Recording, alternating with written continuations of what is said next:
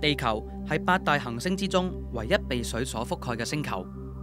地球表面有70%係水，包括海洋、河流、湖泊、沼澤、冰川、地下水同埋大氣入面嘅水。而水亦都有分為鹹水同淡水。鹹水係唔可以直接飲用噶。我哋每日飲用嘅水就係淡水，但係唔講唔知，我哋可以飲用嘅淡水只係得全球水資源嘅2.5%。所以喺某一啲落後或者係乾旱地區嚟講，飲到足以維生嘅乾淨淡水，可以話係奢侈嘅一件事。我哋喺澳門生活，可以話係非常之幸福。一開水龍頭就有水，而且費用亦都唔貴。不過沿海地區都面臨住同一件事嘅困擾，就係鹹潮。為咗了解水利部門嘅調水壓鹹工作，我哋會由距離澳門650公里嘅廣西河池市天鵝縣一直順流而下。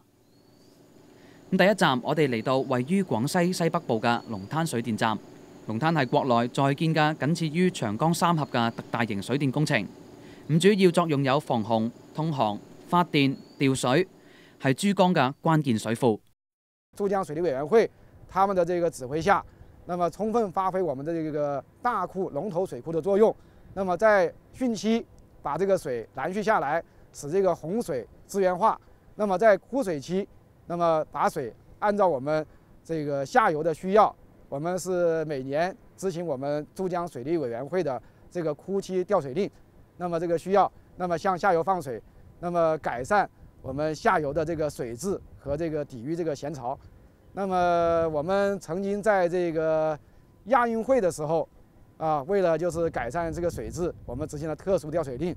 那麼同時每年我們大概在這個枯水期的時候，我們為了保證這個下游的供水，包括這個我們也是要執行特殊調水令，這也是我們的一個社會效益，也是我們的社會責任。根據資料顯示，水庫一期工程正常蓄水係375米，可以抵擋50年一遇嘅特大洪水。不過有利亦都有弊。為咗要起水庫，多個村莊被淹沒，數以萬計嘅居民需要離鄉別井。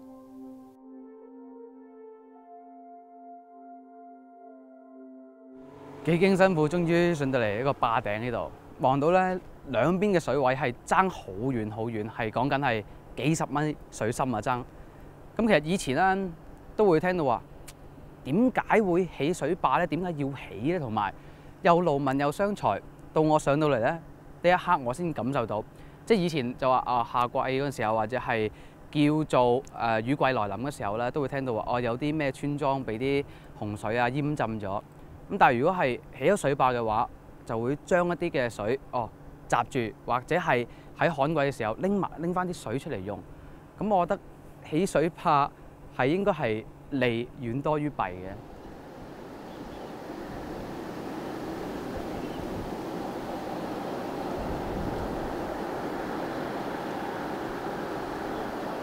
龍灘水電站喺建設嘅過程入面，努力對生態作出補償。喺工程入面產生嘅污水會通過特殊嘅處理之後，再循環利用，達到零排放。另外喺被淹沒嘅珍稀植物方面，龍灘水電站專門起咗3個植物園進行遷移保護。同時我哋亦都發現喺呢度嘅員工3餐嘅蔬菜亦都係龍灘自給自足㗎。現在我們可以看到，我們龍灘現在這個生態很好，這個河水很清，這個水質也很好啊。那我們現在這個電站的環境也很優美，像一個花園一樣。這個呢，我想的話呢，可以請我們大家都放心，我們肯定會把這個生態環保這方面工作給做好的啊。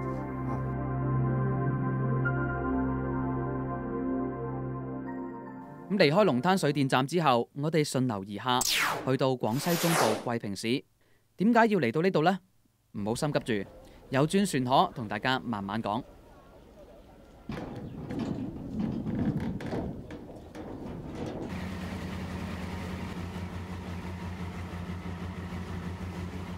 當地有啲傳說，300年前就冇一條大藤峽嘅，即係佢300年前嗰陣時咧，喺啲兩旁嗰啲有啲窯民啊，大概有2、3千人喺度住啊，係咁勸咧就靠條藤喺啲過海啊啱頭石壁嗰啲。咁佢條藤咧有一啲船咧行過咧，佢要問呢啲人攞錢攞米啊。講你冇，所以講而家後尾皇帝咧喺啲打劫啊，後尾正德皇咧明朝嘅正德皇咧就把啲鎮壓咗啲謠民，斬開條藤就寫有幾隻字，一隻策字永通峽。咁啊即係講冇有條藤啊，永遠都通行啊啲船啊。咁咧到1974年啦，毛澤東呢個主席咧就喺啲寫為大藤峽，係啊提有幾隻字就改為大藤峽啦。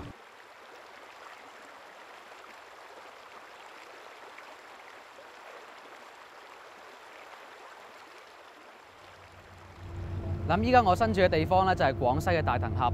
咁樣我哋依家飲緊嘅水啦，即係珠江水啦，有一大部分咧都係沿住呢一度流落去㗎。咁我哋見到啦，景色如畫，山明水秀。咁我哋下游嘅飲到呢啲水，當然就係冇問題啦。咁嚟到呢度，當然唔止遊船河啦。咁其實大藤峽對於我哋珠三角地區嚟講，亦都係非常之重要。咁事關未來會起一個水利樞紐工程，咁而前期嘅工作已經逐步推進。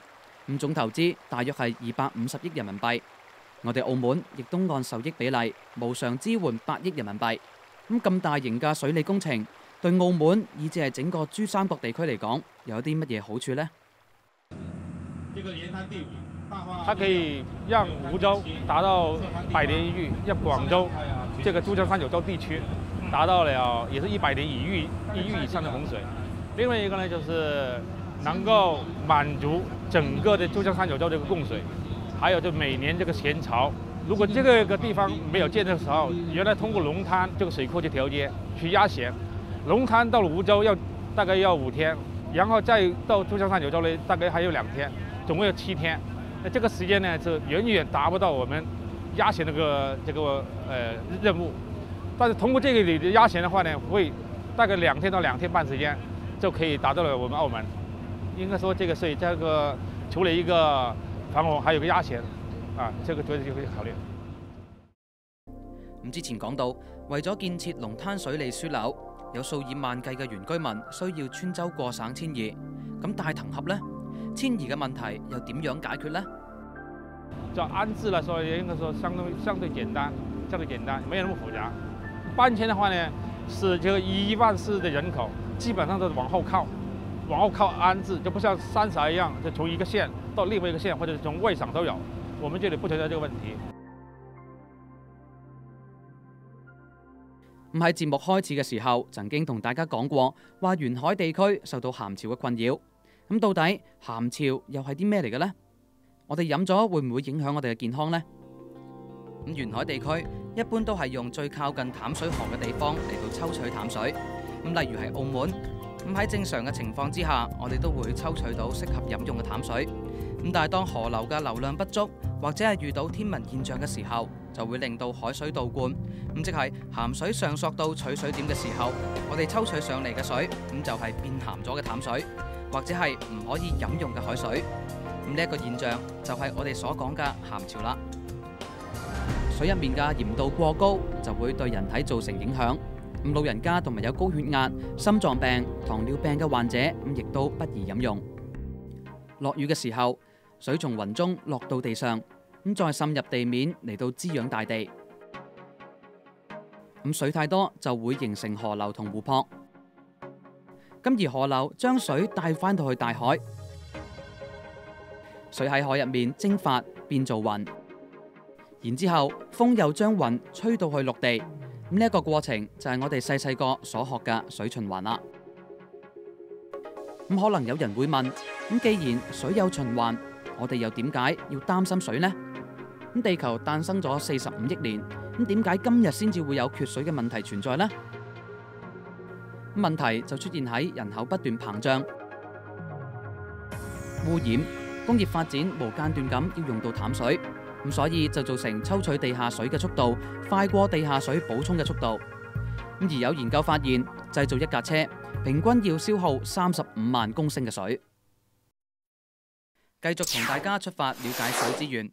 咁沿住西江而下，我哋嚟到廣西梧州市嘅長洲水利樞紐。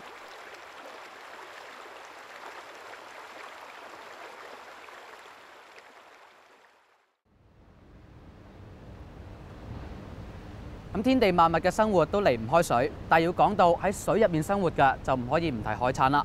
咁點樣喺一啲重大嘅工程入面對海產嘅影響減到最低呢？咁喺長洲水利樞紐呢度就專程為咗佢哋嘅繁衍起咗一條長1400幾米嘅魚道，咁令到佢哋喺下游上到去上游度產卵。魚道呈 S 型，全長1443米，闊5米，深3米，係全國最大型嘅過魚通道。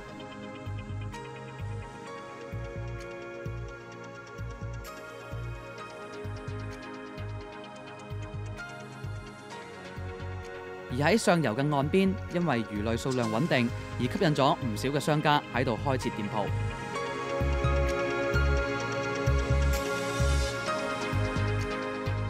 而整個長洲水利樞紐總長3469米，咁電站嘅閘壩係目前世界最長嘅壩，咁亦都係世界上燈泡灌流機組最多嘅電站，咁所以亦都被譽為西江明珠。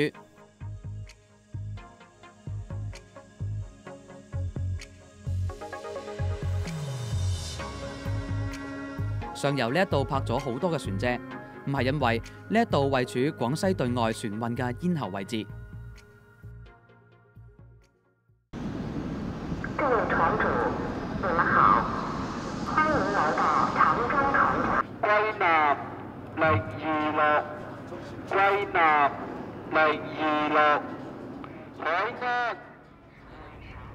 咁可能啦，好多觀眾睇到呢度都會問啦。嗱，起咗個水利樞紐工程，咁來往兩邊嘅船隻咪行唔到咯？就算行到，之前都有講過，兩邊嘅水位相差成幾十米個噃，咁咪好容易過嗰陣時，咪好容易翻船。咁其實好多專家或者領導人都有諗過呢個問題㗎啦。以長洲水利樞紐工程為例啦，咁其實咧喺過兩邊嘅時候咧，佢嘅水位係將佢升高到兩邊平衡嘅時候先至會過嘅啫。咁由07年到今年為止啦，就已經有超過60萬隻船隻啦係經過兩地㗎啦。嗱，依家畫面上面見到啦，呢隻船咧就啱啱好就喺下游上返嚟上游呢邊嘅。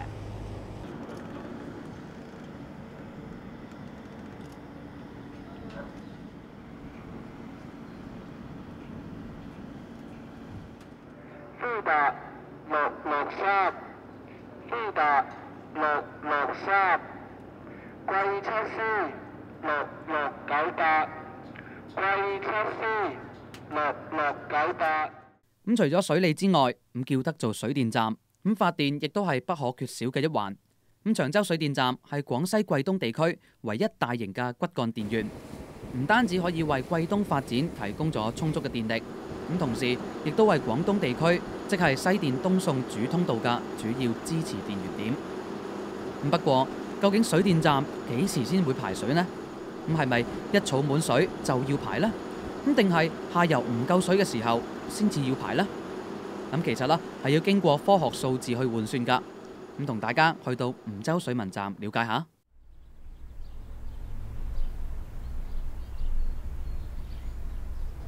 咁呢度呢，就係梧州嘅水文監測點啦。咁其實以而家目前嘅水位高度計算啦，流量大概係去到每秒2200立方米嘅。如果梧州水文站呢一度嘅流量咧係達唔到1800立方米每秒嘅話咧，咁下游咧就好大機會咧係出現鹹潮㗎啦。咁到時候咧，我哋市民嘅生活咧都會受到影響。咁所以咧而家嘅水量調度工作咧都係透過一系列嘅科學數據去換算咧，然之後咧用盡一切嘅方法就將水量調度落嚟，令到呢個站點咧係可以確保到有1800立方米每秒嘅流量。咁我哋下游嘅供水安全咧就可以得到保障㗎啦。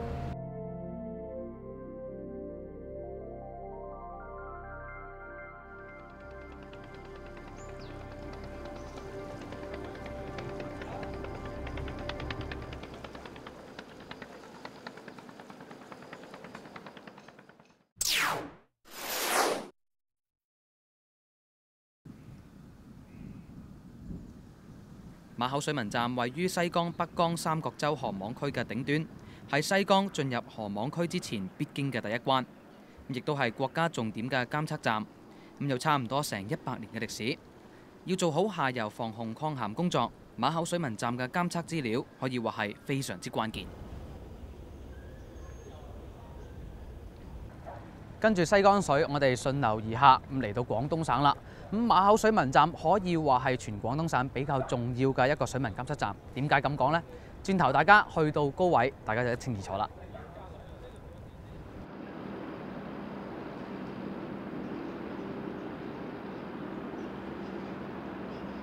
嗱，我哋以前成日都話啦，我哋澳門人係飲西江水長大嘅。其實呢個講法啦都唔啱得晒，因為有某部分嘅水咧都係嚟自北江㗎。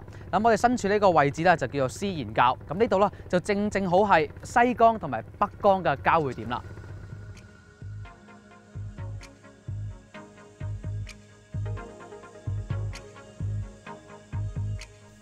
咁同大家睇咗咁多個水電站同埋水文站之後，都好似冇一個係同澳門有直接關係。咁而且廣西同澳門始終有一定嘅距離。咁正所謂遠水不能救近火。萬一真係鹹潮嚴峻，再加上旱災，咁連上游嘅水都冇得借嘅話，咁點算呢？放心，政府早已預備。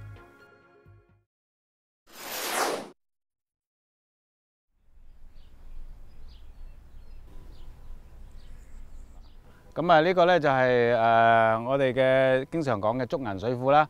咁呢個水庫咧，對於我哋去喺冬春季節咧度過呢個冬春季節嘅鹹潮期間咧，係非常之重要嘅。咁因為咧喺呢個水庫未有之前咧，我哋以前咧即使係靠上游調水啦，咁因為個距離係比較遠啦，就係好難控制嗰個量，同埋咧我哋就算佢啲水放到落嚟咧，我哋都冇一個地方去儲存。竹銀水庫喺2011年建成，並且係投入使用。咁要入呢一個水庫真係唔容易㗎。咁因為要確保水質唔受到污染，咁所以捕魚同埋其他水上作業等等一系列有可能威脅到水資源㗎，都一律係禁止。咁而家咧，我哋有呢一個4000幾萬方嘅水庫咧，咁佢哋掉落嚟嘅時候咧，我哋就可以抽取同埋儲存到好足夠嘅嗰個水量啦。咁所以嚟講咧，自從有咗呢個水庫之後咧，我哋嗰個澳門嗰個供水咧，嗰個鹹度咧就穩定咗喺一個低鹹度嘅水平啦。咁所以呢個咧係對我哋澳門嗰個供水咧係非常之重要。咁喺未來，相信喺未來10年咧，對於我哋嘅嗰個供水嚟講咧，都起到一個好重要同埋比較足夠嘅一個作用啊咁樣。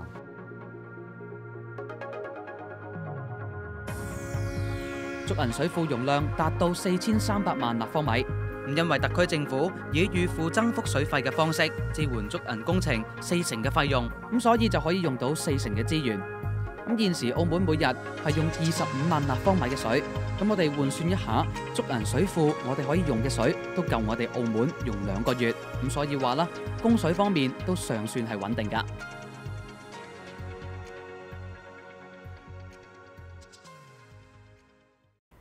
咁呢一度咧就係竹仙洞水庫啦。咁竹仙洞水庫啦，可以話係上游游到嚟我哋澳門嘅最後一個水庫。咁我哋每日飲用嘅水咧，就係呢一度泵過去自來水公司啊，然之後我哋扭開水喉就可以飲用到啦。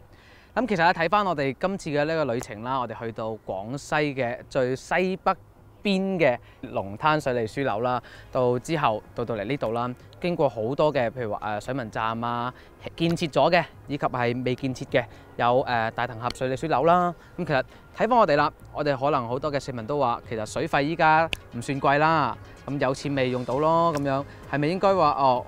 我用得幾多都可以用幾多啊？有乜嘢話係好珍貴呢？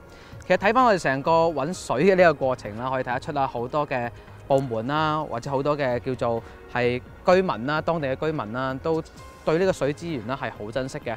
尤其係佢哋為咗咁大嘅工程而去做一啲嘅遷徙啊，之前都有講到啊，有萬幾人係遷徙咗啦。咁同埋其實好多嘅水資源咧，都真係好珍貴，好珍貴。有啲地方咧係唔對外開放嘅，因為就係為咗保護呢個水資源。咁所以我覺得在於咁多個措施之後咧，都淨係為咗我哋下游，尤其係我哋澳門特區市民嘅用水嘅一個安全保障，同埋為咗真係解決咗我哋嘅日常生活需要啦。咁所以我覺得咧，就即係經過呢一次嘅旅程，我會更加係珍惜水資源，同埋會叫更多嘅親戚朋友要唔好浪費佢啦，同埋每一滴都係要用到，發揮到水資源呢一個嘅好處咯。最緊要就係珍惜食水。